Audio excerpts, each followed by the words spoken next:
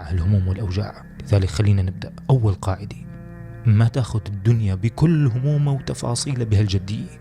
كتير ناس وقت تتعرض لمواقف، والله الموقف يكون بسيط جدا، ولكن هو بفكروا انه عظيم جدا، وبس بده يصير يسكر على حاله. الله تعالى يقول في هذه الدنيا: اعلموا أنما الحياة الدنيا لعب ولهو وزينة وتفاخر بينكم وتكاثر في الأموال والأولاد. ما تسكر على حالك لأبسط مشكلة تعرض لها.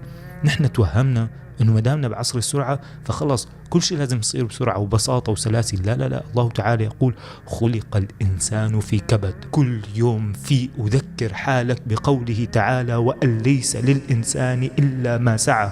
في أمور بدي كابدة، وفي أمور بدي أعاني منها، وفي أمور بدي أصبر عليها، وفي أمور بدي أتحملها، وفي سعي بدي أسعى وأنا عم أبكي. في مرات بدي أطلع من بيتي وحتى ثيابي ماني غاسلة منيح، ريحة العرق عم تطلع مني، بس بدي كفي لأنه رب العالمين أمرني بالسعي، ولأنه بإذن الله رب العالمين ما رح يقطعني ورح يرزقني ورح يفتح علي. في أيام بدك تسعى وأنت مشحور وأنت تعبان وأنت روحك تعباني. لا لا لا، ما لازم توقف. رسل الله لما ضاقت فيها الأحوال ما قالوا يا رب أين نصرك، ما شكوا للحظة أنه رب العالمين رح يمدهم، لأن الله تعالى يقول: كلا نمد هؤلاء وهؤلاء من عطاء ربك وما كان عطاء ربك محظورا.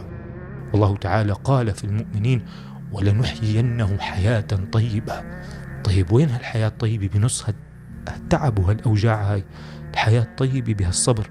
لذلك رسل الله والمؤمنون لم يقولوا أين نصر الله، لم يقولوا يا رب هذا الوعد ما نصادق، لا، قالوا متى نصر الله، وقالوها لله، ما شكوا أقدار الله لغير الله، لا أبدا. لذلك انسى أنه نحن بعصر السرعة وعصر البساطة. التعب هو التعب، والصبر هو الصبر. والصبر ما انك تشكل اقدار لغير الله، الصبر انك تسجد بين ايدين رب العالمين بالليل وانت عم تقول له: يا رب ما لغيرك، يا رب افتح علي، يا رب انا على بابك، يا رب ما لغيرك. الله تعالى يقول: ما يفتح الله للناس من رحمة فلا ممسك لها. فمن الفتاح؟ الله. لذلك أبدا لا تأخذ الدنيا بهالجدية. اسعى واعمل اللي عليك ونام وانت تعبان وانت هلكان وانت عم تبكي، ولكن لا تسكر على حالك وتقول أنا ما عاد بدي، أنا انسحبت. لا تنسحب، لا تنسحب. إن الله إذا كلف أعان. ثاني قاعدة: إذا رأيت أشخاصا يتكلمون عنك بسوء فقل: الحمد لله الذي أشغلهم بي ولم يشغلني بهم. وخلي دعائك دائما: اللهم